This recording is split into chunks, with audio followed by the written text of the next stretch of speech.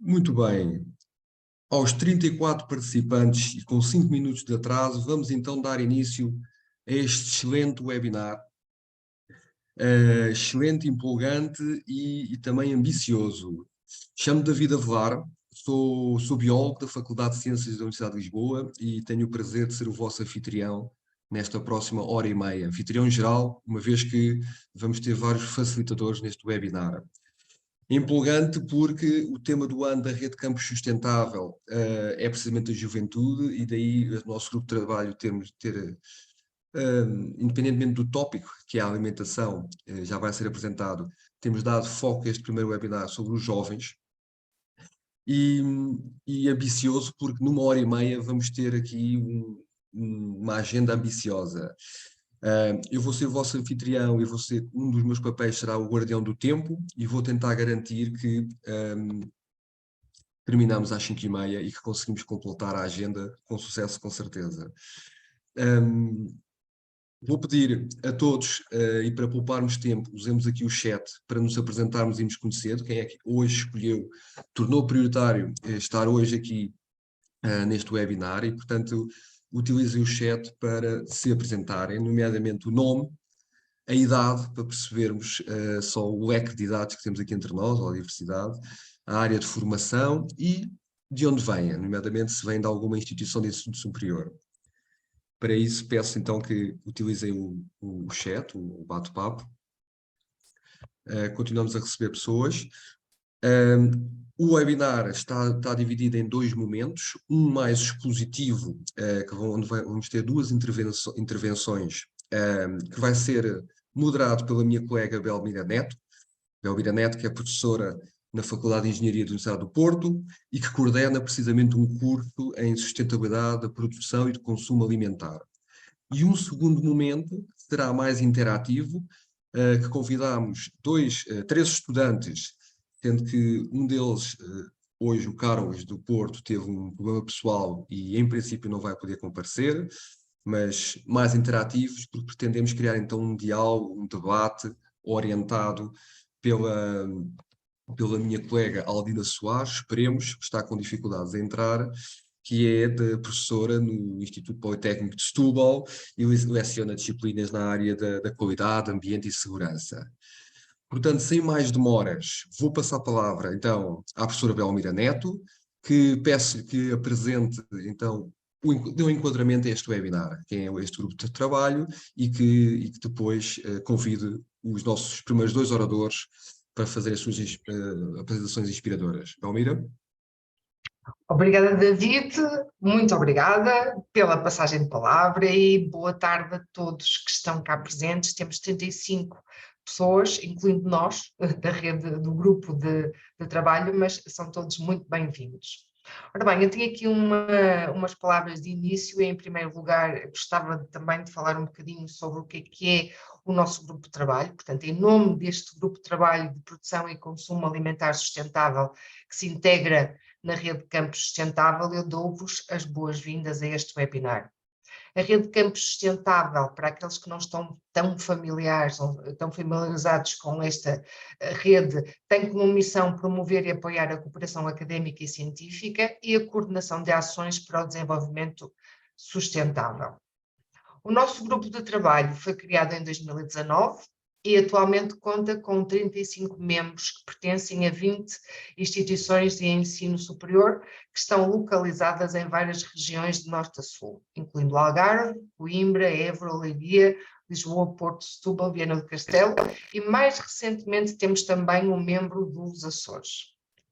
Os membros deste grupo possuem formações variadas em áreas científicas diversas, incluindo, por exemplo, a produção animal e a produção agrícola, a biologia, a educação, ambiente, ciências, nutrição e espero ter coberto todos os colegas que fazem parte do grupo de trabalho, todas as formações dos colegas. O grupo reúne mensalmente, as reuniões são espaço de reflexão e partilha de experiências com foco na cadeia de produção e consumo alimentar ao nível das instituições de ensino superior, e nestas partilhas são identificados e desenvolvidos temas que, dada a sua relevância, torna-se essencial partilhar publicamente, e é o que estamos a fazer hoje. Ora bem, em relação a este webinar, o foco é de facto colocado nos jovens e nos novos desafios da alimentação. É objetivo deste webinar debater as percepções e as opções dos jovens no ensino superior face à alimentação, face aos tipos de dieta, às questões da saúde, mas também à sustentabilidade. Algumas questões importantes que vão estar em debate são quais as escolhas dos jovens do ensino superior face à alimentação, quais são as dietas alimentares em voga, se é ou não importante a questão da saúde na escolha alimentar e se a sustentabilidade é fator que pesa no momento da escolha. Ora bem, este webinar, e como disse o meu colega David, divide-se em duas partes, e eu vou apresentar os primeiros dois oradores. A primeira parte, portanto, estes dois oradores vão nos dar uma perspectiva sobre as preferências alimentares de uma comunidade académica nacional. E, por outro lado, também alguns insights ou algumas vistas ou visões sobre um trabalho de investigação em curso, com foco na alimentação no ensino superior. No final, haverá a segunda parte, que vai ser apresentada já pelo meu colega David, com uma mesa redonda virtual. Eu vou fazer também já aqui um bocadinho levantar o véu, David. A segunda parte, temos uma mesa redonda virtual com os nossos estudantes, portanto, 2 estudantes de 2 instituições de ensino superior, Évora e Lisboa. E no final está reservado para a colocação de questões por parte da audiência aos convidados. É claro que vos pedimos para deixarem as vossas questões no chat, que vamos gerir da melhor maneira e para que possamos, de facto, realizar uma boa gestão do tempo de perguntas-respostas. Sem mais demoras, vou proceder à apresentação do orador número 1, que é o Heitor. O Heitor Oliveira faz parte também do nosso grupo de trabalho. Ele é o coordenador do Serviço de Alimentação dos Serviços de Ação Social do IPL, do Politécnico de Lisboa, e a apresentação dele foca sobre as preferências alimentares da comunidade académica do IPL. Sem mais, passo-te a palavra, Heitor. Boa tarde. Então eu passo aqui a partilhar a minha apresentação. Estão a conseguir ver? Estão?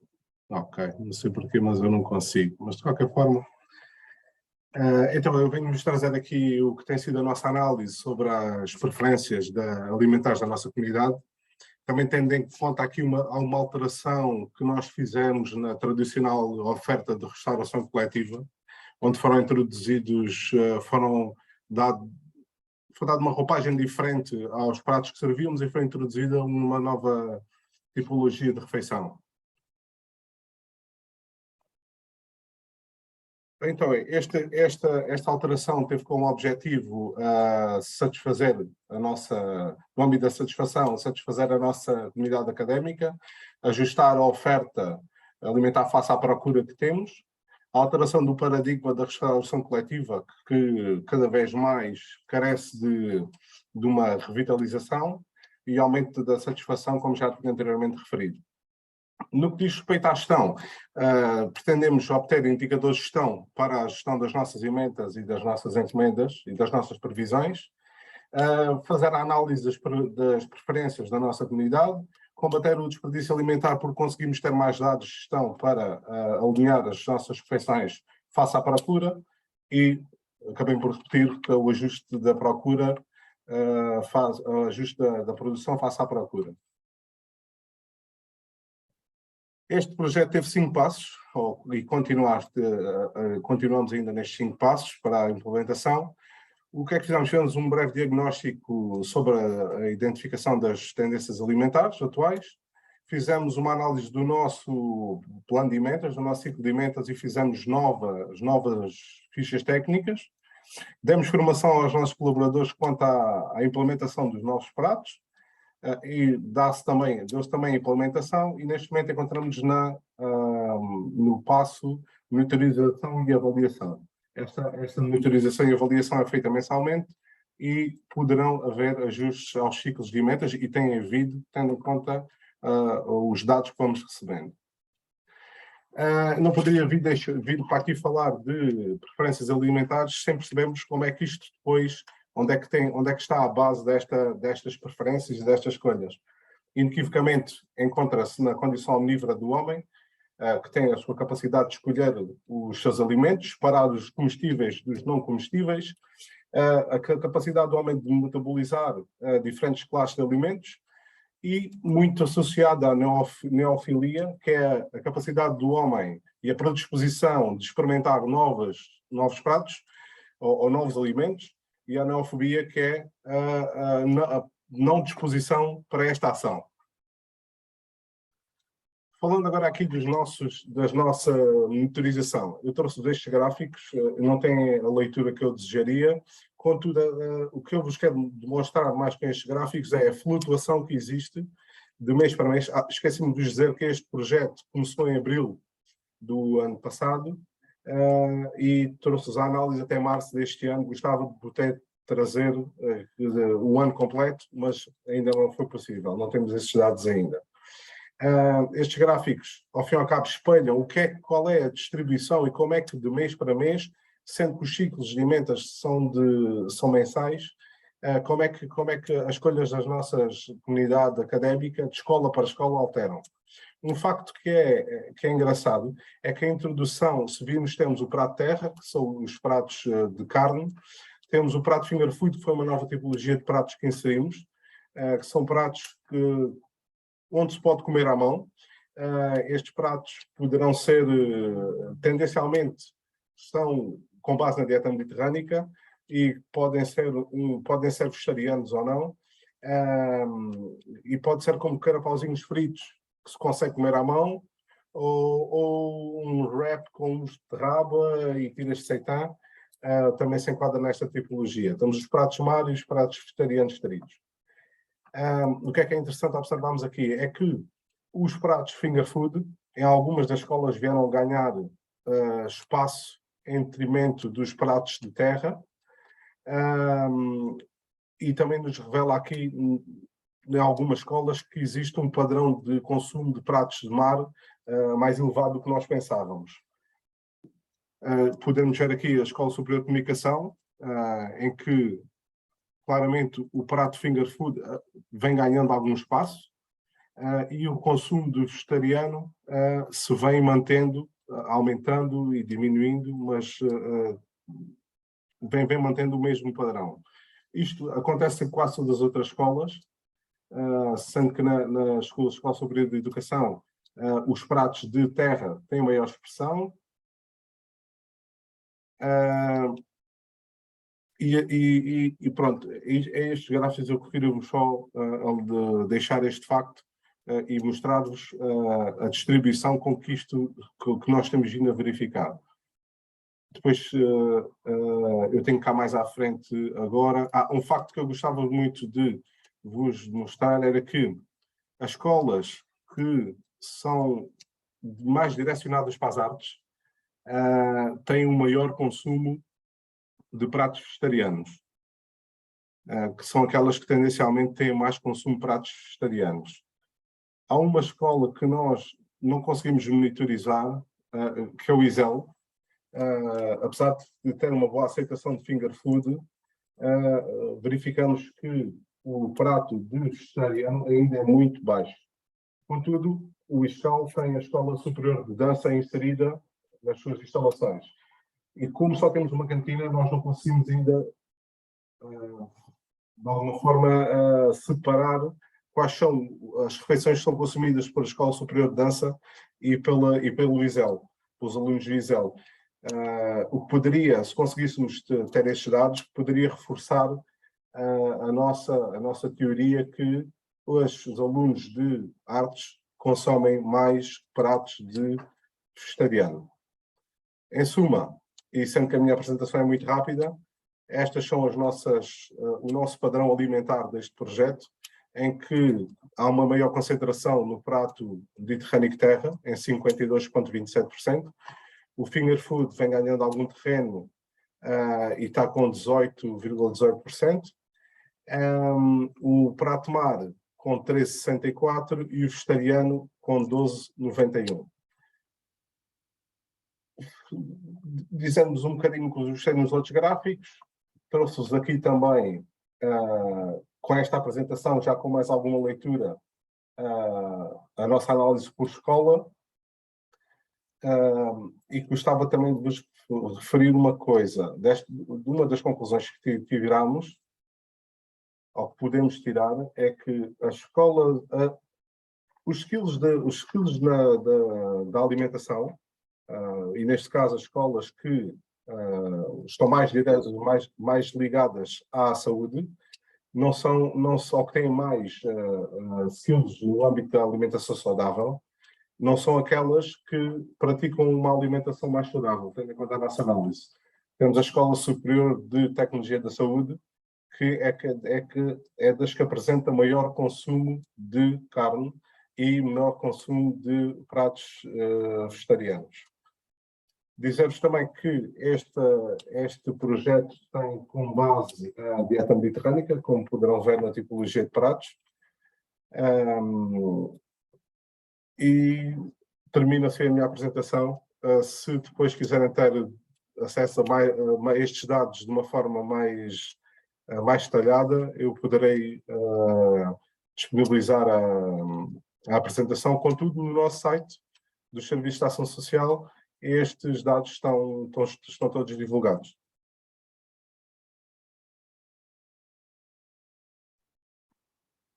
Obrigada, Heitor, pela tua breve, mas bem clara apresentação.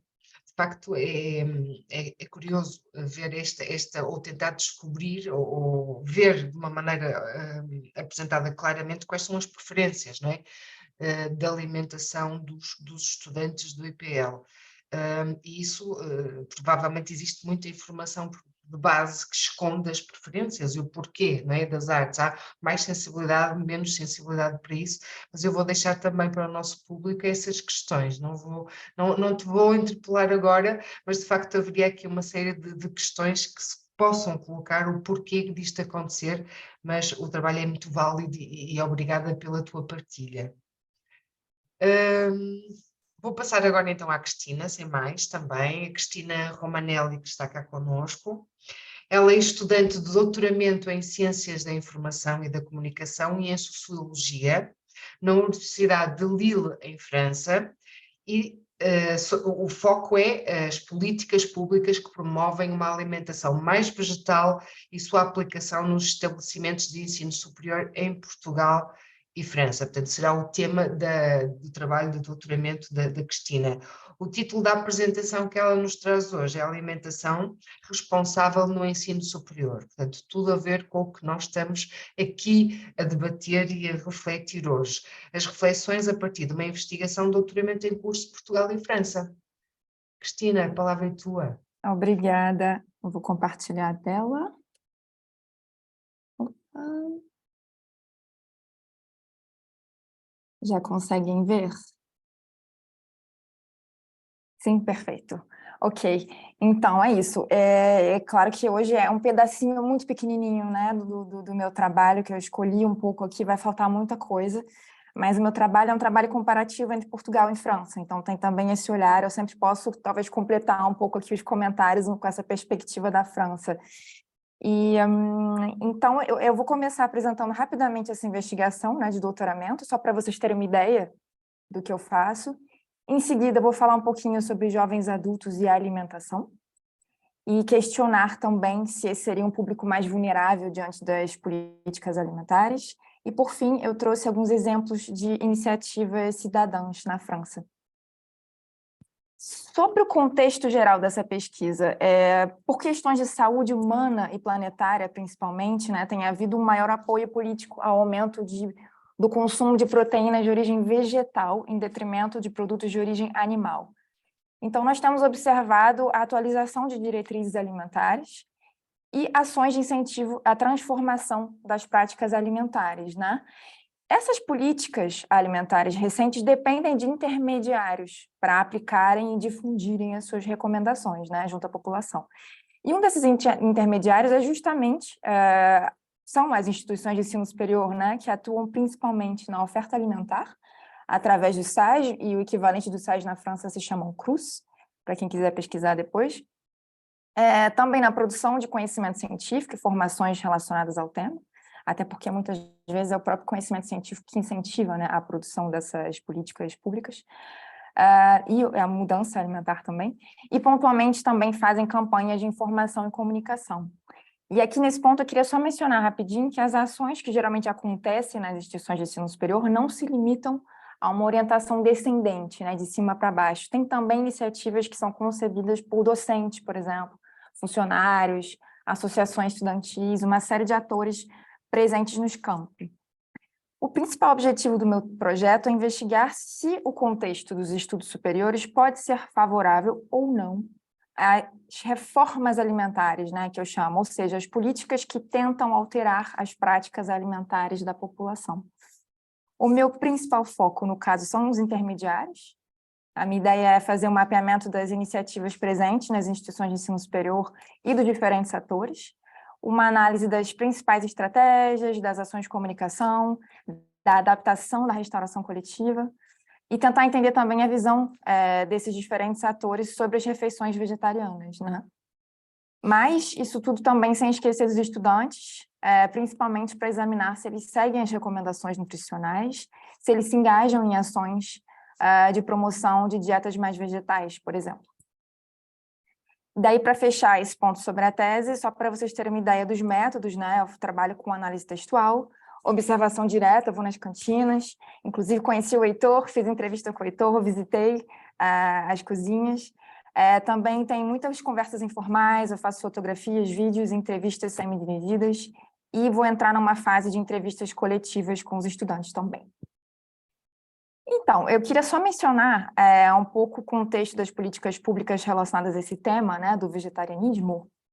Em Portugal, em 2017, você tem uma lei que estabelece a obrigatoriedade de uma opção vegetariana nas ementas de cantinas públicas, né? E aqui, no caso, em Portugal, é bem particular, porque essa palavra vegetariana é usada para significar sem nenhum produto de origem animal, ou seja, é mais vegan, né, no caso.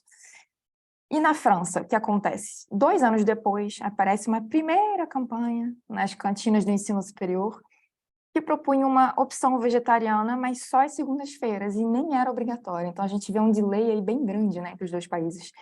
E essa campanha, que se chama Lundi d'Hiver, Segunda-feira Verde, ela é um exemplo de ação ascendente, porque ela foi idealizada por 2 professores universitários, em seguida adotada por universidades públicas, e em 2020 ela recebeu o apoio institucional do Ministério da Transição Ecológica.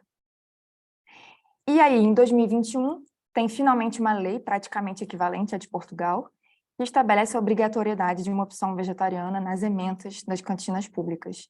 E aí, vegetariano aqui é a concepção mais comum mesmo, né? Sem carne nem peixe. Essa lei ela entrou em vigor agora em janeiro, ou seja, né, um delay ainda maior.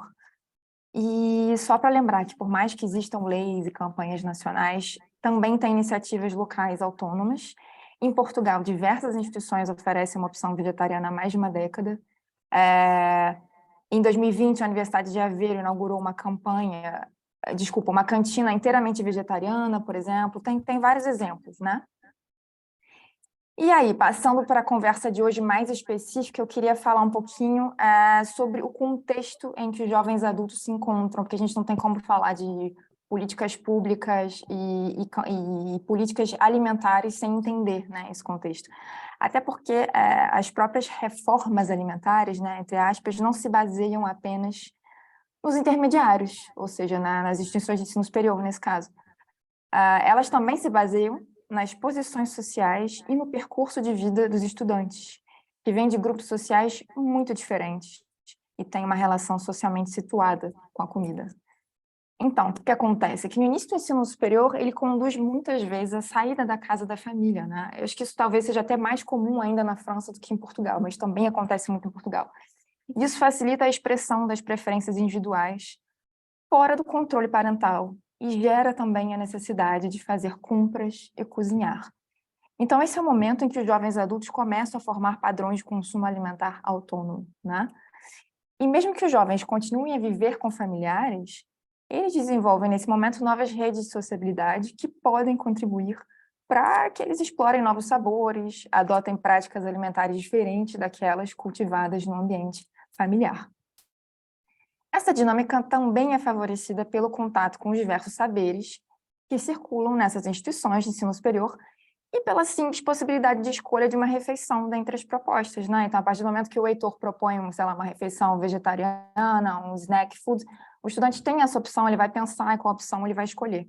Aí eu trouxe aspas aqui, umas aspas de uma entrevista, uma estudante de 20 anos que diz: nossos pais têm um papel bastante importante nas nossas tomadas de decisão.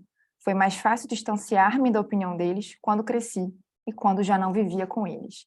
E comentários como esse eu já tenho aos montes, assim, é realmente algo bem recorrente.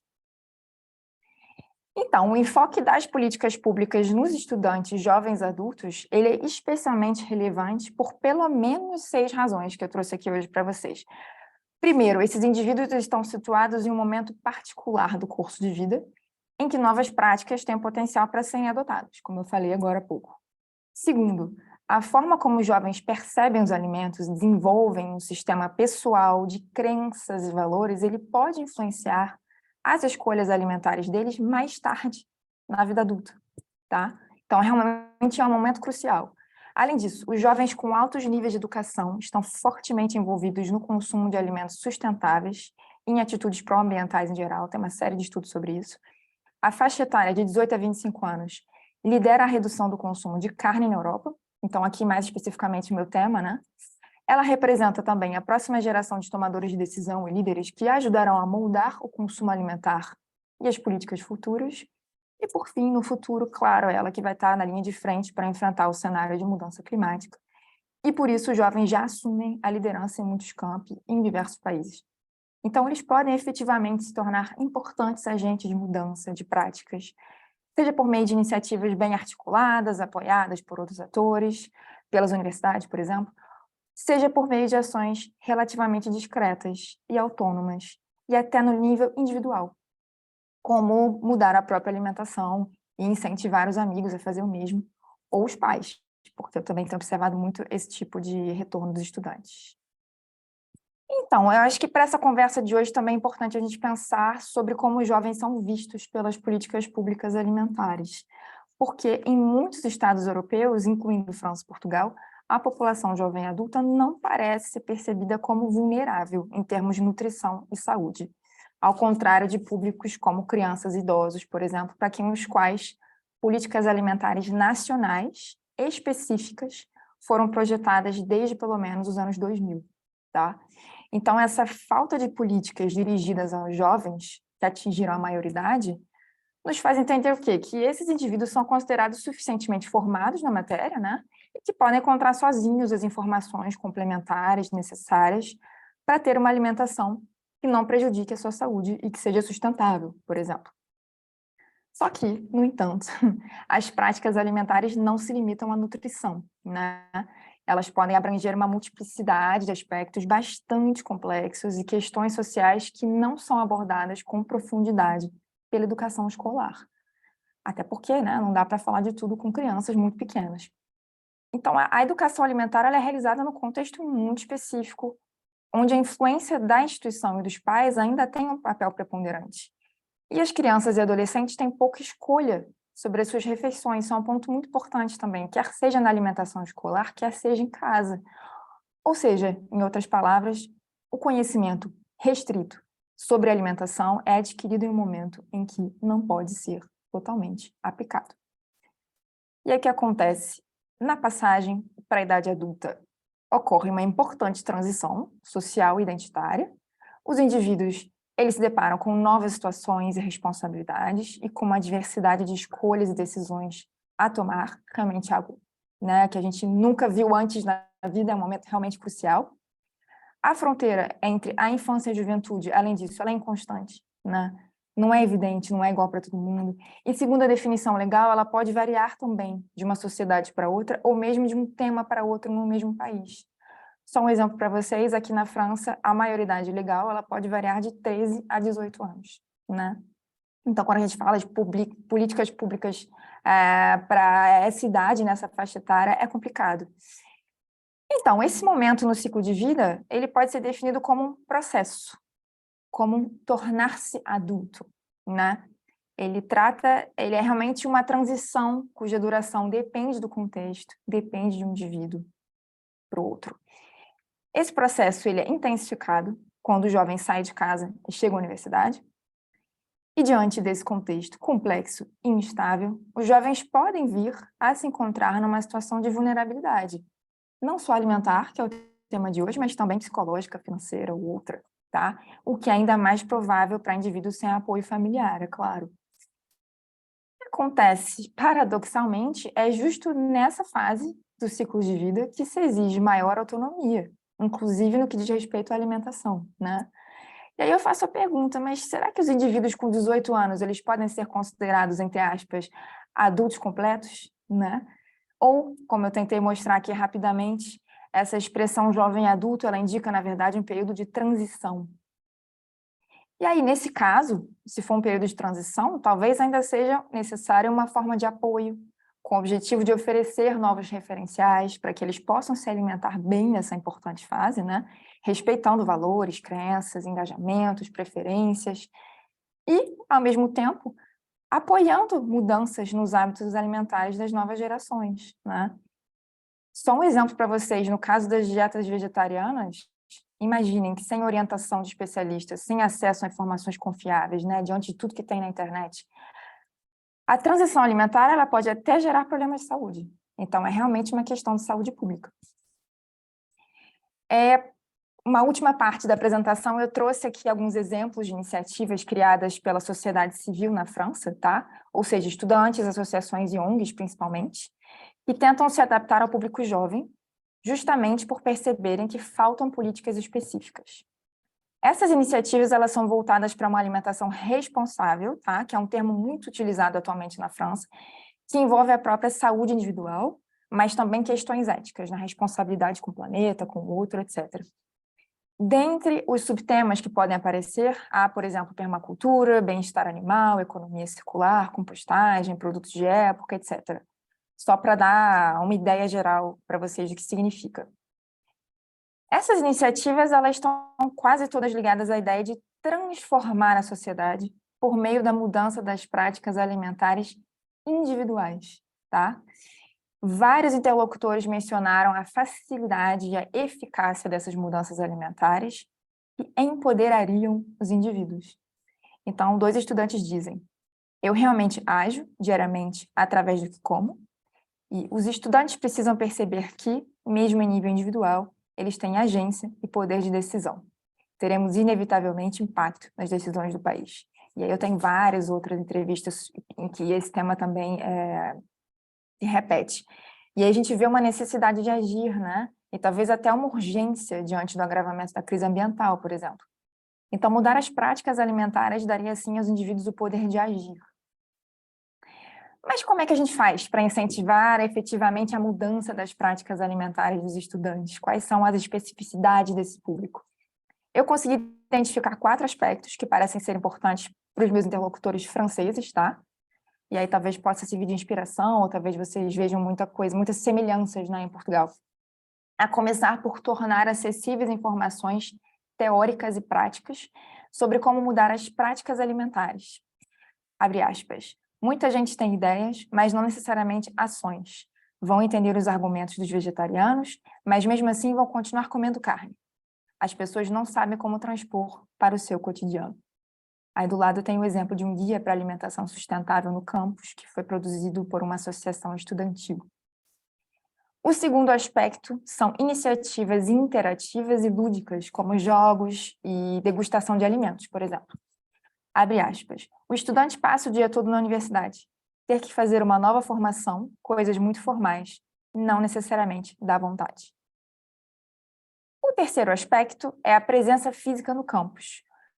Algumas associações que atuam em todo o país criaram aqui representantes locais e às vezes até contrataram estudantes ou jovens para veicular informações no local, dando um apoio mais próximo e individualizado aos alunos, né? Uma estudante, ela afirma: as pessoas que estão no terreno conhecem individualmente os presidentes das associações de estudantes. Esse acompanhamento é também uma oportunidade de sensibilização direta. E, por fim, a promoção da participação estudantil, que começa pelo acompanhamento e pela liberdade de criação, numa dinâmica realmente ascendente aqui, né, de baixo para cima. Abre aspas, nós ouvimos-te, não te impomos nada.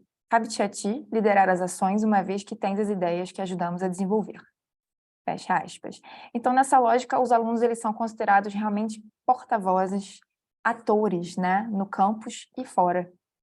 Além disso, mais de um interlocutor mencionou a importância da democracia, ou seja, abre aspas, a participação dos alunos nas decisões que lhes dizem respeito sobre o consumo alimentar, uma alimentação que lhes convém e que eles constroem em conjunto. Então, uma conclusão bem rápida, assim, eu posso dizer que o contexto dos estudos superiores, ele pode ser, sim, favorável, né, às reformas alimentares. Ele proporciona aos decisores políticos amplas possibilidades para orientar as práticas de consumo alimentar da população como um todo, e isso se focando unicamente nos jovens adultos, né?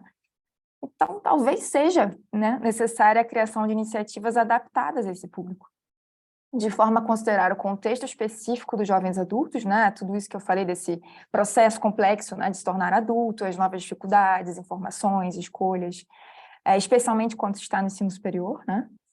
E, claro, sem esquecer desses 4 aspectos práticos que eu apresentei por último, que são considerados cruciais pelas iniciativas cidadãs francesas. É isso. Muito obrigada. Muito obrigado, Cristina. Obrigada. Belmira, vou roubar-te o som. Muito obrigado, Cristina, Belmira, por esse primeiro painel. Cumprimos o tempo. Era suposto acabarmos às h40, são h41. Estamos aqui precisamente na sustentabilidade também do tempo. E a segunda boa notícia é que já temos a Aldina Soares, a minha colega Aldina Soares connosco. Confirmas, Aldina, com vídeo e som. Tivemos quase para mudar o tópico aqui do webinar, os jovens e os novos desafios da alimentação e da utilização de plataformas digitais, mas como conseguiste, ficamos no tópico. Vamos então, sem mais demoras, para passar para o segundo momento de 3, como perceberam, há aqui um gradiente de interatividade. Para este momento, que vai ser facilitado, moderado pela minha colega Aldina Soares, já vos apresentei, do Instituto Politécnico de Setúbal, que leciona as disciplinas na área da qualidade, ambiente e segurança. O Heitor e a Cristina deram-nos aqui vários motos, várias inspirações, eu pelo menos tenho aqui várias questões que podemos inclusive pegar para agora esta nova ronda, para as várias rondas que vão acontecer neste momento de diálogo de estudantes, para as quais convidámos 3 estudantes, certo, Aldina? Das quais temos 2. Aldina. Olá, então boa tarde, peço desculpa aqui por esta interrupção informática, foi mesmo difícil chegar aqui, até parece que fiz muitos quilómetros. Então, sendo assim, portanto, este webinar foi pensado para ouvir os estudantes e, de certa forma, a Cristina acaba por ser estudante também de doutoramento, mas tínhamos previsto mais 3 e que temos aqui connosco a Sara Rodrigues, que é da Universidade de Évora e é estudante de doutoramento na área alimentar. E temos também connosco a Sara Antunes, que é da Faculdade de Ciências da Universidade de Lisboa e que, além de estudante, é dirigente do Núcleo Ecossocial da Associação de Estudantes da Faculdade de Ciências da Universidade de Lisboa. Também podíamos ter o Carlos Alves, mas infelizmente ficou doente e teve que recorrer ao hospital e então, digamos, desejamos as melhoras. Isso com certeza que ele fazia aqui faz aqui falta, porque efetivamente é uma experiência interessante na parte de observação dos colegas e de participação. Portanto, queremos aqui refletir não só a experiência pessoal de cada um, mas também especialmente como é que observam os colegas e o seu grupo coletivo. Nesse sentido, e depois das apresentações, era interessante falarmos aqui um bocadinho sobre o grau de conhecimento. Sim, está tudo. Ok. Então a ideia era falarmos aqui sobre esta primeira ronda, sobre o grau de conhecimento que os estudantes têm sobre a alimentação e as implicações que têm do ponto de vista ambiental, social e económico, e se os estudantes estão conscientes. Então, nesse sentido, eu ia perguntar à Sara e agradecer a presença e perguntar à Sara se esta questão alimentar e das consequências é aprendida nos cursos, se verifica nos seus colegas motivação para estes temas e, por exemplo, a título pessoal, porque a opção por um doutoramento na área alimentar. Olá, boa tarde a todos. Penso que estejam a ouvir. Obrigado pelo convite. Relativamente à pergunta, cada vez mais noto entre os estudantes e os colegas que frequentam as cantinas e que estamos presentes aqui na universidade, que estão conscientes dos impactos e dos efeitos da produção de alimentos e cada vez mais têm interesse por estas áreas. Contudo, verificamos que existe diferenças entre estudantes das áreas das ciências agrárias e animais relativamente a estudantes que sejam das áreas das artes e também das letras. Os estudantes que são destas áreas de ciências agrárias e animais têm uma maior consciência, também é mais debatido nas cadeiras que têm sobre questões alimentares, sobre os alimentos e tudo a modo de produção, enquanto que os outros estudantes de outras áreas não estão tão dentro destes assuntos e nem sempre têm noção das necessidades específicas para a produção de alimentos com qualidade e segurança alimentar. E, portanto, isto é uma questão que nas áreas mais ligadas à produção de alimentos está sempre em vogue, contudo nos outros cursos as pessoas não têm tanta informação e nem sempre aquilo que passa na comunicação social é o mais correto. Relativamente ao meu caso e o trabalho nos últimos anos desenvolvido na área alimentar, e o meu doutoramento tem por base combater e analisar as necessidades que a população tem cada vez mais de consumir produtos seguros e com qualidade nutricional e organolétrica, a necessidade de encontrar novas formas de reduzir a utilização de embalagens plásticas e substituir por embalagens biodegradáveis, embalagens ativas e inteligentes que não recorram aos combustíveis fósseis, e a necessidade da redução do desperdício alimentar desde a produção até ao consumidor, cada vez mais é um assunto importante e que na nossa legislação ainda não é contemplado e que deverá ser cada vez mais considerado, porque há um desperdício alimentar em Portugal muito elevado e ainda não há nada feito neste sentido. Ok, obrigado. Estou a ver que é uma ampla intervenção na área alimentar. Aliás, como o nosso grupo de trabalho também tem esta ampla intervenção. Então, perguntava agora à Mafalda, já que faz parte de um grupo, de um núcleo ecossocial, e agradecer também a presença à Mafalda, se esta questão alimentar faz parte dos debates do grupo e no sentido de, digamos, a alimentação se adaptar em toda a sua cadeia às necessidades que está a trazer a sustentabilidade. E se, por exemplo, que conceitos de alimentação é que estão a ser debatidos? Conceitos de sustentabilidade, se é a substituição de proteínas, se é o local, sazonal, se é esta questão da qualidade que acabou de falar a Sara. O que nos diz, Mafalda? Boa tarde, Aldina. Primeiro de tudo, obrigada também pelo convite em estar aqui. Então, pronto, isto é por partes, não é?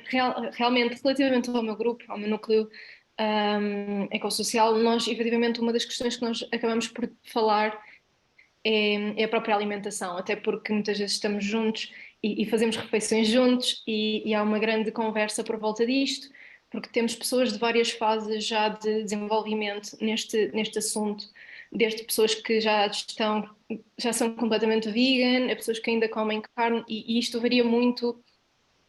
Mas há um ponto que é engraçado que vem também, eu gostei bastante da apresentação da Cristina, porque tocou num ponto ali muito importante e que é realmente a questão dos pais, porque muitos dos membros que nós temos no núcleo, uma das coisas que eles ficam muito tristes é de não poder diversificar mais a sua alimentação num contexto vegetal, porque os pais, por alguma razão, não querem. Então há esta questão de quando, por exemplo, nós fazemos refeições juntos, acabamos por ter preferência por refeições maioritariamente vegetais, à base de vegetais, e eles em casa dizem que quem me dera que fosse assim, mas não conseguimos convencer de todos os pais a mudar. Foi uma coisa muito interessante que eu gostei de ouvir a Cristina a referir essa liberdade quando saímos do ângulo de ação dos pais, temos esta liberdade para explorar novas opções. Relativamente à questão da alimentação, é sem dúvida muito complexa, porque sustentabilidade, primeiro, não é só ecológica, há que ver isto. Sustentabilidade tem bases ecológicas, económicas e sociais. E é muito complicado, efetivamente, estarmos a pedir a toda a gente para ter estes cuidados a nível ecológico, quando há situações em que não conseguimos ter, pronto, não há essa opção. E no meu caso e no caso dos meus colegas, nós tentamos ver um bocadinho de tudo, seja a parte da questão que a Sara falou e muito bem, desperdício alimentar, que há imenso em Portugal, é verdade, é muito triste. Temos a questão das embalagens, tudo o que vem super embalado desnecessariamente, tentar fazer preferência por o granel, que felizmente está a ganhar força em Portugal, apesar de ainda a legislação ainda não ser a melhor nesse sentido, mas esperemos que mude no futuro. E pronto, depois é tudo, a produção, de onde é que vem, porque entre vir de fora, local, será que é melhor no local, será que não? O que é que já passou do transporte para cá? Há várias questões nisto da sustentabilidade na alimentação super complexas, que também é muito difícil nós esperarmos que todas as pessoas tenham consciência destas questões a 100%, porque são super complexas. Eu própria, eu vou vendo, assim, no geral, e sempre que tento ir ao fundo da questão, é muito complicado, porque se perde muito, é muito tempo e muita informação. A verdade é essa, porque nunca há uma coisa fácil. Por exemplo, o veganismo. As pessoas gostam muito, muito, muito de vender o veganismo como uma grande solução para a problemática da sustentabilidade.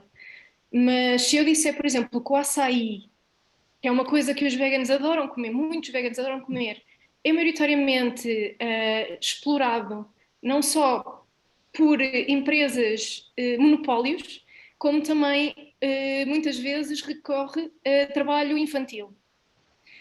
Pronto, isto são tudo imensas questões de vários alimentos que nós damos. Não, mas é muito melhor porque é vegetal. Não é bem assim. Vamos ter calma, vamos olhar para os factos, vamos.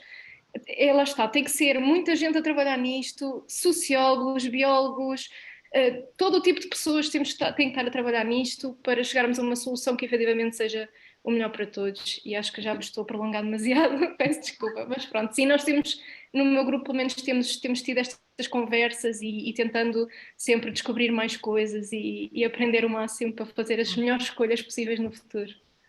Ótimo, quer dizer que estamos num bom caminho, porque realmente esta abordagem é realmente ampla. E eu não sei se vinha simplificar a questão do açaí, mas ia perguntar à Cristina, se nos estudos que tem feito, de facto, a questão da carne é a questão mais polémica e produz maior debate. Mas se tem notado que é realmente este, confirma que é de facto isto. Mas se depois um outro nível, que é o nível de, ok, vamos substituir a carne por outras proteínas, se a discussão sobre em torno das proteínas vegetais, nomeadamente a inclusão dos tradicionais da comida portuguesa, como o feijão, o grão, as ervilhas, se isso faz parte da discussão de quem já tem alguma sensibilização, não sei se a Cristina tem apanhado, digamos, estes debates, era perguntar também. Sim, sim, sim. A questão da carne é mais ou menos polêmica, né, na verdade, porque tem tantos estudos científicos já que mostram que realmente a diminuição do consumo de carne é positiva, digamos, para questões de água, enfim, vamos dizer meio ambiente em geral. Mas é o que a Mafalda falou, né? Não é só diminuir o consumo de carne, a gente tem que também ver o que a gente substitui, né? A carne por. E não só isso. Ela deu o exemplo do açaí, mas você tem o abacate, você tem uma série de produtos que realmente têm um impacto ambiental. Não é só porque eles são vegetais que eles vão ser menos nocivos. E também é uma coisa, tem muitas pessoas que adotam o veganismo ou o vegetarianismo por outras questões, né? A sustentabilidade é um aspecto que pode levar as pessoas a seguirem esses regimes alimentares, então é importante mencionar isso. Inclusive entre os jovens, né? Muitas vezes é por uma questão, por exemplo, de direito dos animais ou bem-estar animal. Eu queria só comentar também uma questão que a Mafalda mencionou, essa questão dos pais, né, que às vezes impedem os filhos de alguma forma a comer mais refeições mais vegetarianas em casa. Não é só com relação a isso. Muitas pessoas aqui me disseram também com relação a provavelmente em casa se come mais saudável em geral também. Os pais, sempre que os filhos vão para casa, tentam dar a alimentação mais saudável possível para boa parte, porque quando eles voltam das férias curtas, né, de temporadas, a primeira coisa que eles fazem é atacar a batata frita. E isso é uma coisa que sempre me dizem, a batata frita, na primeira semana, quando eles voltam, ela não tem jeito, eles sabem que tem que produzir a mais, eles se planejam antes, muitas vezes, aqui para isso. Então, é muito interessante pensar, são tantos fatores, né, que podem influenciar, enfim, esse tema aí tão amplo como a Mafalda também comentou. Mas é isso, eu acho que a questão da carne é um pouco menos polêmica, eu acho que é um pouco o que a Mafalda falou, assim, de se você considerar todos os aspectos, né, que podem influenciar a alimentação. A questão das leguminosas. As leguminosas têm aparecido na discussão, ou a questão da aceitação ou reintrodução na alimentação. Em Portugal, acho que aparece bem mais, por conta da dieta mediterrânica, essa ideia do equilíbrio da alimentação e da variedade de proteínas. Aparece na França também, porque, na verdade, são políticas europeias que tentam incentivar, né, o consumo de leguminosas. Em 2016 foi o ano das leguminosas na Europa. Então, você tem esse incentivo. Agora, países como a França não têm tanto hábito ainda de comer leguminosas. Então, quando tem um prato com leguminosas, ele sai menos. Portugal ainda come-se um pouco, né? Alguns feijões, os grãos, né? Aqui praticamente não se come grãos. Então depende muito da cultura alimentar de cada país, com certeza.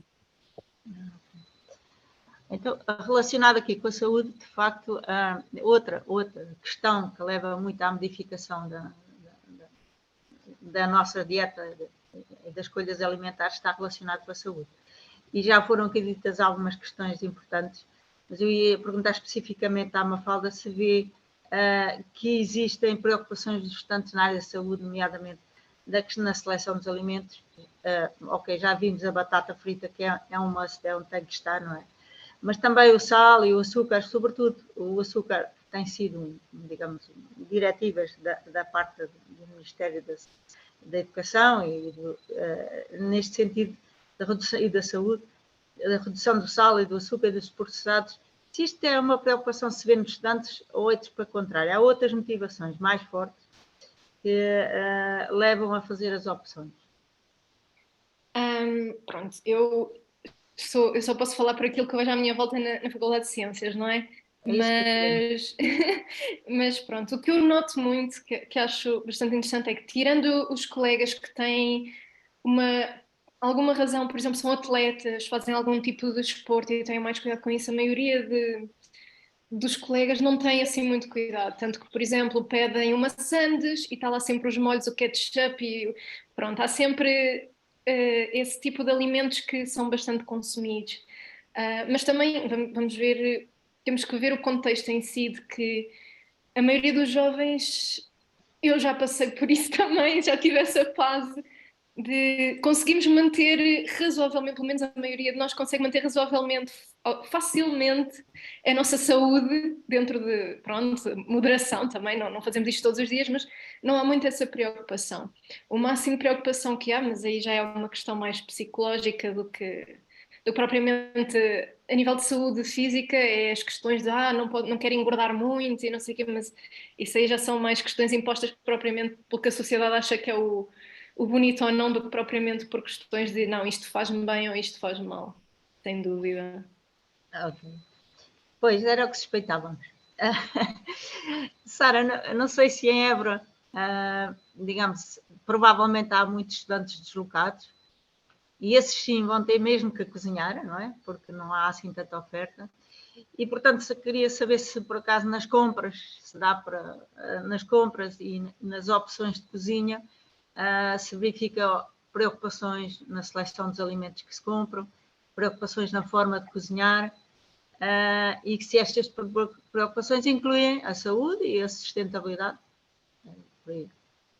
Sim, nós temos aqui em Évora verificado, pelo menos eu entre os colegas e principalmente estudantes deslocados, tanto internacionais como nacionais, tenho verificado, principalmente a seguir à pandemia, que já não há um abuso e um consumo tão excessivo, e vejo também pelas compras que se vão fazendo nos grandes supermercados, um consumo excessivo de saladas prontas, frutas prontas a consumir já cortadas e já processadas, lasanhas, pizzas, e vejo cada vez mais a compra por a salada inteira, pela alface inteira, pelo tomate inteiro, frutos inteiros, ou mesmo a compra da carne, da massa, e depois é tudo feito por eles em casa. Mas não penso que seja uma questão de saúde, mas sim uma questão económica. Os custos dos produtos já com processamento são muito mais elevados do que o custo destes produtos comprados assim a granel, como a Mafalda falou, ou já com algum tipo de processamento acabam por ser mais caros. A nível de saúde, não tenho notado entre os colegas tantas preocupações, talvez com o açúcar, é muito falado entre colegas que consumo excessivo de açúcar e tudo isso, e das gorduras, mas eu não vejo que seja tanto por uma questão de saúde, mas sim uma questão económica, e é o que tenho verificado aqui. Bom, é uma motivação. É uma motivação Sim. forte. E verifica-se também muito o consumo, e cada vez mais preparamos a comida em casa e levamos no dia a seguir a marmita, e não tanto recorremos às cantinas, porque nem sempre a comida é preparada ao nosso gosto, com as características que pretendemos, e portanto preferimos levar a marmita, consumimos à hora que queremos, porque nem sempre a cantina também está aberta de acordo com as nossas horas de trabalho, e tudo isso leva a que seja feita em casa e elaborada as compras, e o cozinhar seja feito em casa, sim.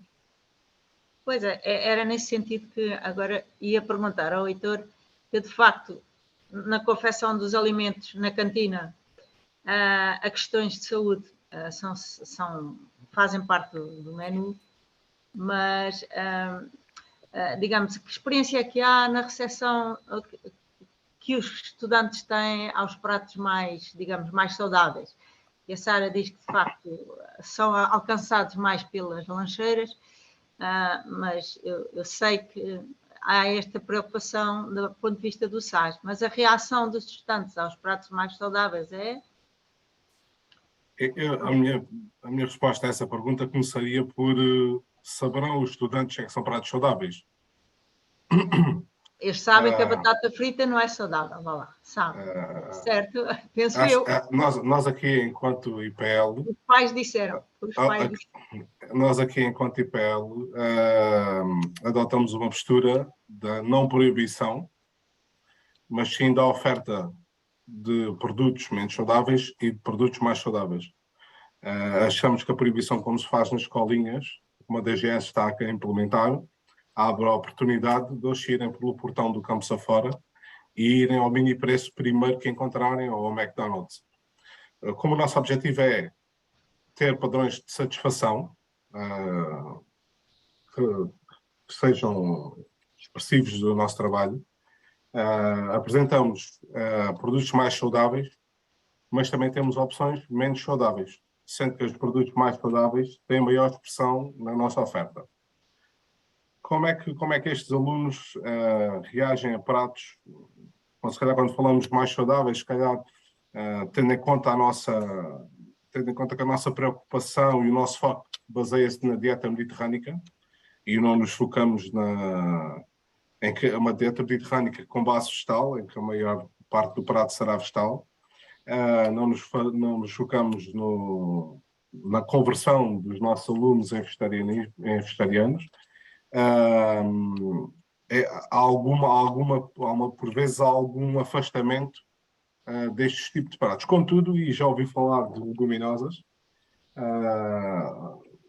que de alguma forma, vergando as nossas expectativas, os pratos com leguminosas têm tido maiores consumos. Temos vindo a receber sugestões do nosso site em que referem, assim, de uma forma, falando rápido, abandonem os tofus, os seitãs, os produtos processados carregados de sal, e deem-nos mais leguminosas e substitutos proteicos. Tem sido essa a nossa experiência quanto ao feedback dos alunos. Okay. Bom, isto está a mexer, essa é a ideia. Até das apresentações acabamos por perceber que os pratos vegetarianos têm uma aceitação crescente, embora eventualmente reduzida, mas um acréscimo de aceitação. E queria saber se isto são 2 casos, não é? Queríamos saber também se entre os estudantes observam isto, ou seja, se existe mais aceitação, não quer dizer que as pessoas sejam vegetarianas, mas que comam uma vez ou outra, ou que já não tenham aquela versão inicial que havia uma certa repulsa até dos pratos vegetarianos.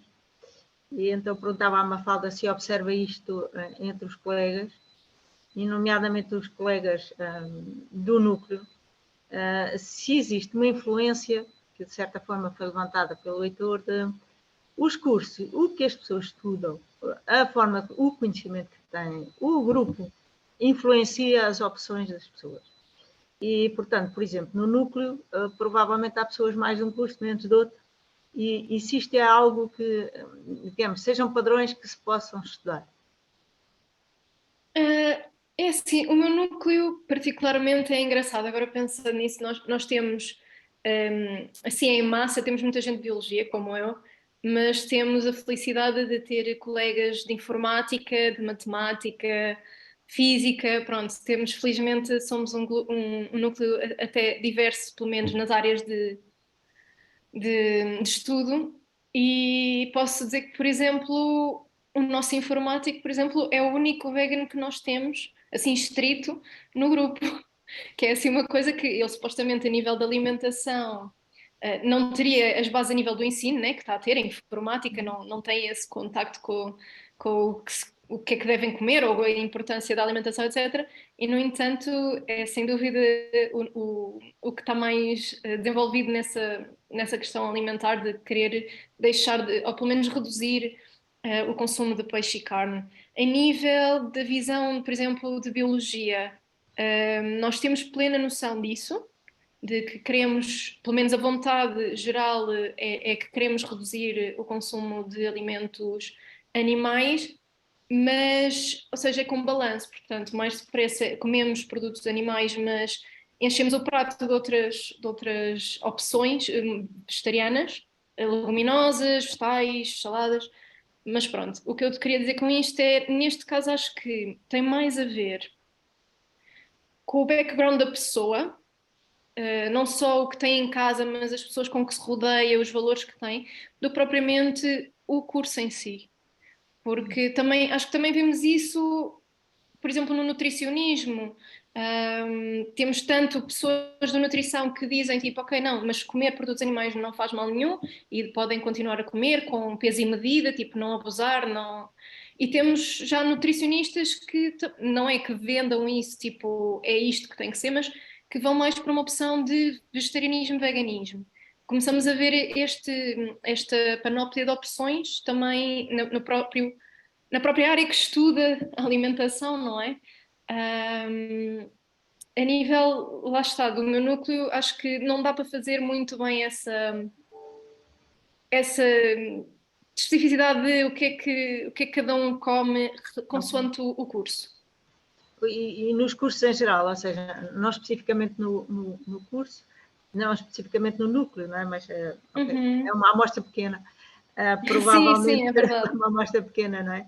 Mas não sei se... Eu mesmo fora do núcleo, eu conheço, lá está, varia muito das experiências, dos valores da pessoa. Conheço pessoas que, por exemplo, por gostarem mais de animais não interessa bem, foi aquilo que falámos, da questão da sensibilidade, da malta de artes, por exemplo, assim. Não tem tanto a ver, por exemplo, com a parte sustentável, mas prefere não consumir produtos animais.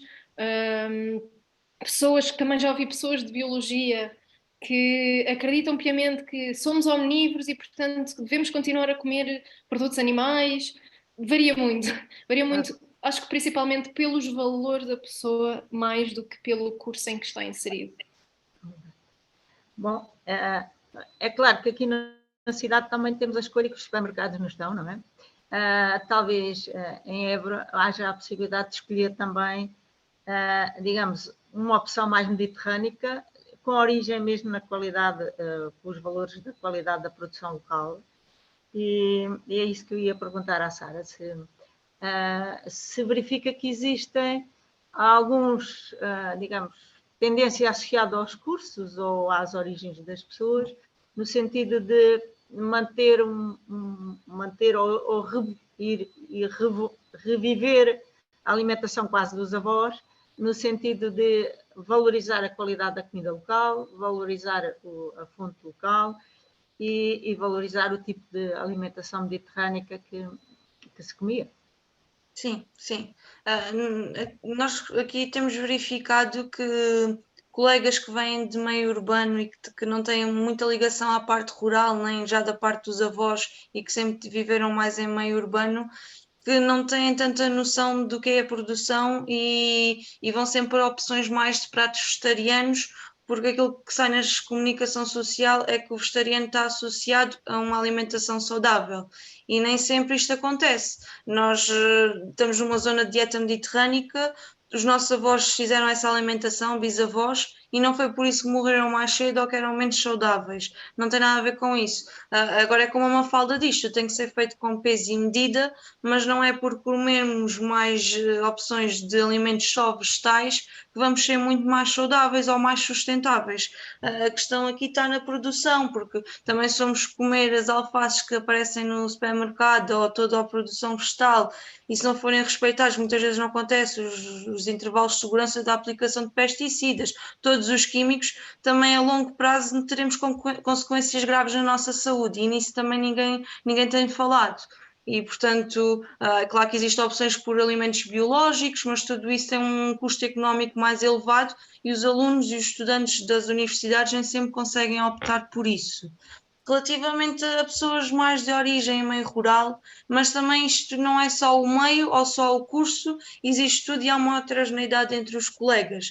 Há muitos colegas do meio rural que vêm com a alimentação muito da dieta mediterrânica, principalmente colegas aqui da zona do Alentejo, estão habituados ao consumo de muitas saladas e eles não são vegetarianos, mas acabam por ter uma alimentação muito vegetariana, com consumo de leguminosas muito elevado, de espinafres, de grão. Tudo isso é muito respeitado aqui e, portanto, também pessoas que vêm do meio urbano estão-se a adaptar quando vêm para Évora a comer de maneira diferente e àquilo que são os costumes aqui desta região. E, portanto, vemos algumas mudanças e pessoas que vêm de Lisboa, de Guimarães, de outras cidades, acabam por se adaptar melhor a este tipo de alimentação. E também temos colegas, por exemplo, que têm vindo de Espanha, aqui de Badajoz, e para eles, quando chegaram aqui comer uma sopa, foi a coisa melhor e que já adaptaram isso na alimentação deles. Portanto, tudo isto tem um impacto muito grande e aqui a dieta mediterrânica é muito importante.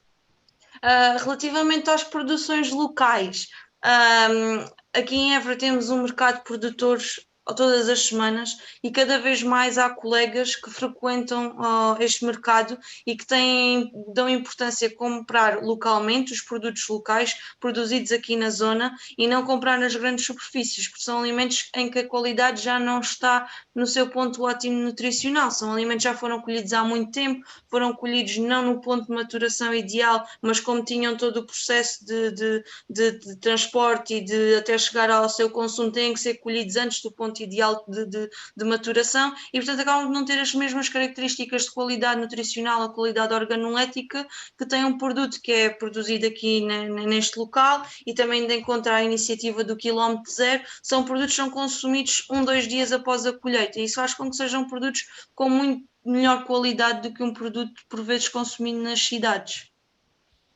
Uau, eu fiquei com vontade de ir a Évora. Portanto, decididamente. Penso que não seja só em Évora, mas tudo o que são zonas mais pequenas com produções locais acabam por ter um maior cuidado neste tipo de procura por produtos mais locais, que nem sempre são mais caros e têm melhores características do que aqueles comprados nas grandes superfícies. Pois, eu agradeço à Sara também ter lembrado a questão da sopa, que é uma questão importantíssima na nossa alimentação e que muitas vezes está esquecida, não é? Nesta perseguição de outras linhas, mas de facto a sopa que é a nossa base, não é? Foi a sopa que nos fez, não sei se existe uma canção assim, mas devia haver. Então, mas importante também é como a Sara disse, se as coisas não sabem bem, de facto é por aí que vamos. E então, eu ia só assim para perguntar, para acabar esta parte de mesa redonda, ao Heitor, se, digamos, esta maior adesão aos pratos vegetarianos poderia ser mais patrocinada com melhor confecção e melhor sabor, que nem sempre encontramos nos pratos vegetarianos. Se pode ajudar a esta aceitação e como é que vamos fazer isto? Eu acho que respondi um bocadinho a essa questão na minha questão anterior. É verdade, mas agora precisávamos rematar em beleza. Ao fim e ao cabo, como vos disse e com o feedback que temos tido, os produtos processados no âmbito dos produtos vegetarianos, da confecção vegetariana, parece-nos que que está a cair cada vez mais em desuso. E os nossos alunos pedem-nos para que cozinhemos com base na dieta mediterrânica, com os temperos que eles conhecem e com os sabores que eles conhecem, mas que apliquemos isto aos pratos veggie. E nós achamos que esse é o caminho para proporcionar pratos vegetarianos de qualidade à nossa comunidade académica e de alguma forma contrabalançar toda a restante oferta que existe. Muito bem, teremos com certeza fazer muita formação. Já vimos aqui que aos pais dos alunos, aos pais parece que é a componente mais importante. Nos cursos parece ser importante, mas nem por isso, mas digamos talvez não seja, daqui da nossa amostra, não seja o mais crítico. E de facto temos que nos conquistar pelo sabor e nesse sentido agradeço aqui a vossa participação. Suponho que agora há aqui umas perguntinhas no chat para continuarem a ação. Certo? Muito obrigado, Aldina. Muito obrigado por esta moderação deste painel, excelente. Já temos uma mão no ar. Estamos 17h16, estamos a 14 minutos do fim. Está ao rubro. Obrigado à Mafalda e à Sara por terem trazido aqui uma série de ideias. Vai ser agora então, vamos usar estes minutos para trazer questões que existam. Tenho visto algumas do workshop. Peço ajuda às minhas colegas Belmira e Carla e Alexandra para me irem ajudando também a tentar sistematizá-las. E vou fazer aqui o kick-off. E mais uma vez, já que o Heitor está com a mão no ar e ele sabe que eu sou um admirador do trabalho do IPL SAS e em particular da liderança dele neste processo, vou-te perguntar, Heitor, houve aqui várias... Bem, primeiro vou começar logo com uma provocação. Trouxeste dados muito interessantes onde tentaste... Bom, trouxeste dados e foi giro ver as apresentações que a Cristina aqui com esta abordagem mais, como ela explicou, do ponto de vista metodológico de inquéritos, de auscultação, aqui este conhecimento empírico da Sara da Mafalda e tu trouxeste nos dados e começámos logo todos, ou pelo menos eu, a tentar tirar conclusões. Tu próprio trazeste uma mensagem de que as artes, os estudantes de artes, aparentemente são mais sensíveis à questão do vegetarianismo versus outras escolas onde supostamente há mais informação sobre a saúde. Mas não sei se foi impressão minha. A Sara, de certa forma, contradisse isso no que ela percepciona no espírito, na questão de Évora. Portanto, deixar esta reflexão para todos, será aqui a questão de informação, porque a Cristina, um dos pontos que traz é a importância da informação, à qual a Mafalda rebateu, disse que às vezes há informação demais e é complexa, ou será aqui uma questão, vou-lhe chamar moda, não sei, e de certa forma esse assunto está a ser debatido aqui do chat. Portanto, não sei se estás a apontar, então a primeira pergunta é esta. A segunda, a questão do local, que a Sara trouxe. Se vocês no IPL têm, para além do vegetarianismo, dos tipos de dietas, se fazem alguma tentativa de se aproximarem do tal quilómetro zero, sendo que em Lisboa é impossível. Houve um ponto trazido, portanto, segunda pergunta do local. Terceira, preços. Isto é verdade ou não? Portanto, acho que foi a Mafalda que trouxe, isto não é só questão ambiental, há também económica e social, mas a questão económica, é possível para alguém como tu que gera, que tem um orçamento, é possível fazer alimentações saudáveis com os preços com que tens que trabalhar? Houve esta pergunta não respondida da sopa, penso pela Cecília Delgado. Então, qual é que é, dos dados que tens dados para a questão da sopa, ou seja, os estudantes comem sopa, e parabenizar-te pela questão da adaptação, da tua apresentação, gostei aquele último ponto que normalmente falamos, mas não fazemos, que é da monitorização e avaliação presumo eu, nesta perspectiva de adaptar o vosso trabalho. E gostei muito, em particular, daquilo que referiste, que vocês têm a possibilidade de fazer sugestões, não é? E, portanto, a pergunta é, os estudantes fazem sugestões e vocês tentam adaptar. Passo-te a palavra. Bem, eu não sei se consegui reter tudo, mas vou já começar pela última. No que diz respeito à sopa, nós não temos dados de quais são os... Nós supomos que cada tabuleiro leva uma sopa. Contudo, não temos dados para a avaliação de quem é que come sopa ou não.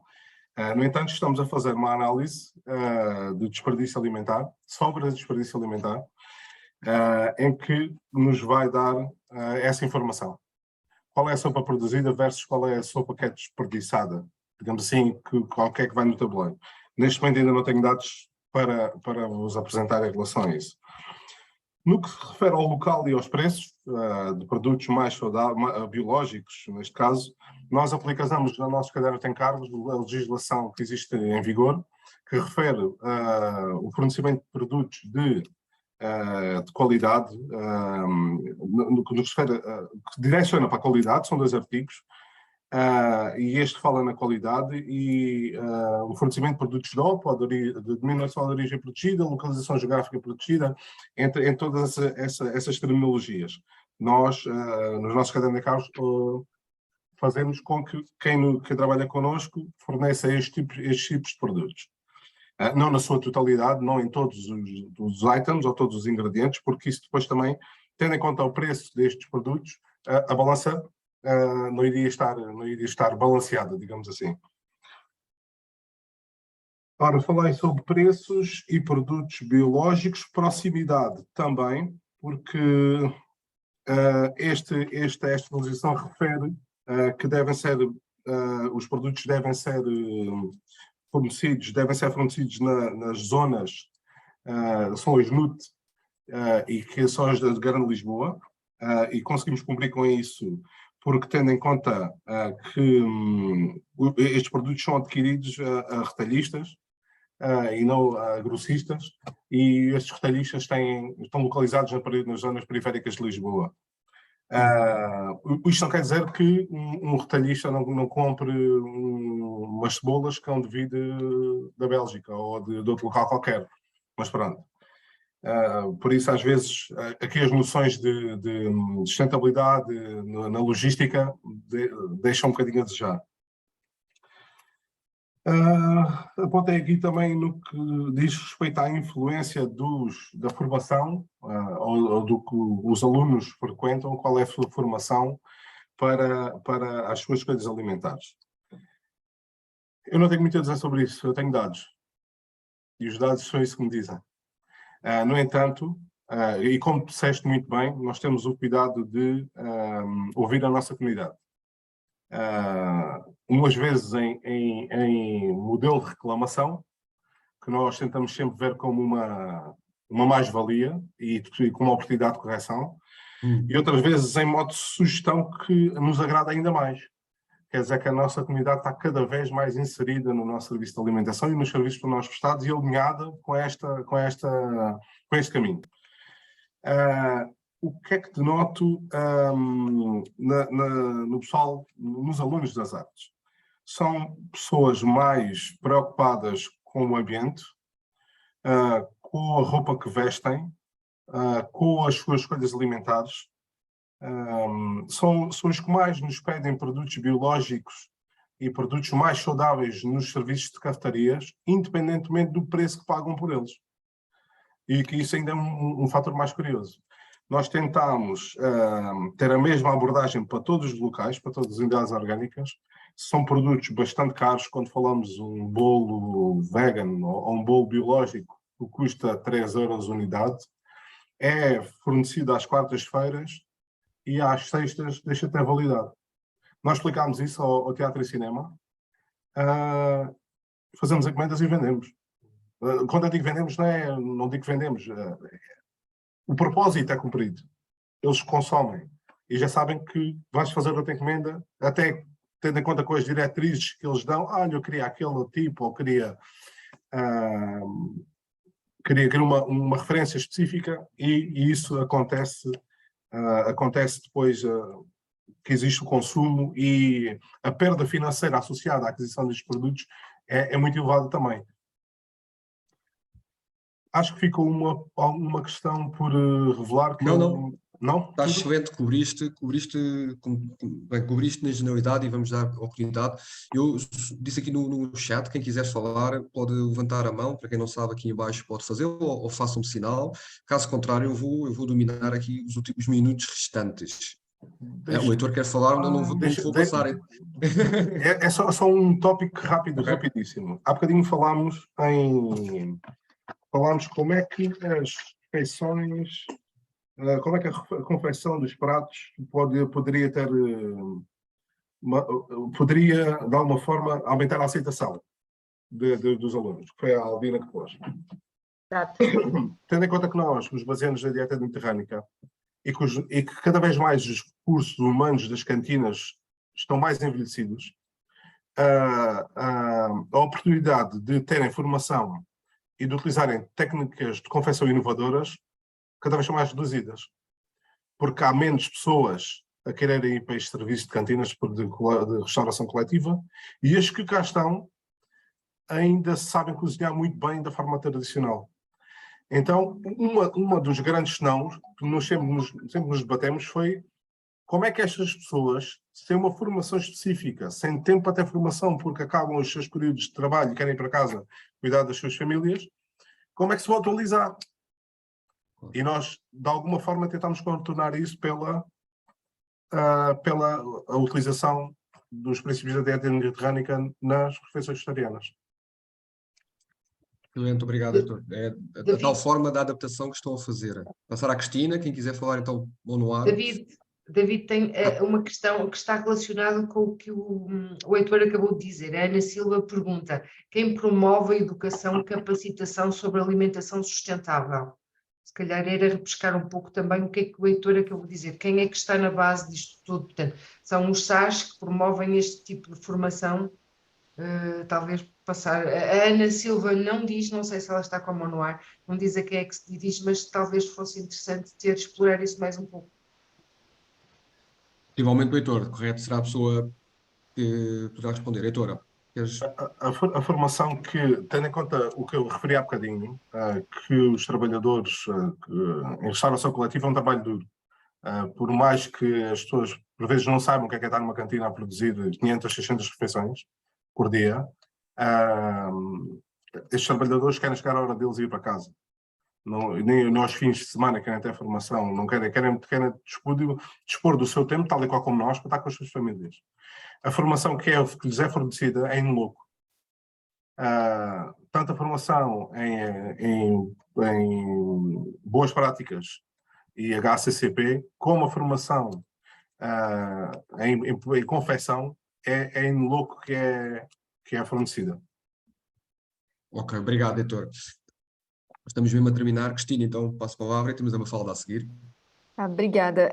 Eu só queria comentar um ponto que você tinha comentado, David, sobre a questão da informação, né? Que é realmente, como diz a Mafalda, há muita informação e com frequência contraditórias ou incompletas. Então, é preciso muito esforço para encontrar as informações ideais, adaptadas ao cotidiano do jovem, etc. Então, o que eu defendo, na verdade, é a produção de informações de forma estratégica e adaptadas a cada público, né? E também divulgada nos devidos canais de comunicação. Inclusive, muitos estudantes aqui na França me disseram que o que mais funciona para eles, por exemplo, é o boca a boca, é o que um colega disse, é esse tipo de informação que eles retêm mais. Isso é algo que muitas pessoas me disseram. Então, daí a importância, por exemplo, de eventos, do trabalho das associações estudantis dentro dos campos. Às vezes a gente imagina, redes sociais. Sim, muita coisa passa pelas redes sociais, mas às vezes é preciso de eventos e situações que gerem interação. A interação faz a gente realmente prestar atenção naquela informação, memorizar, gera um interesse, né? Então, eu só queria fazer esse comentário. A comunicação ela tem que ser estratégica, né?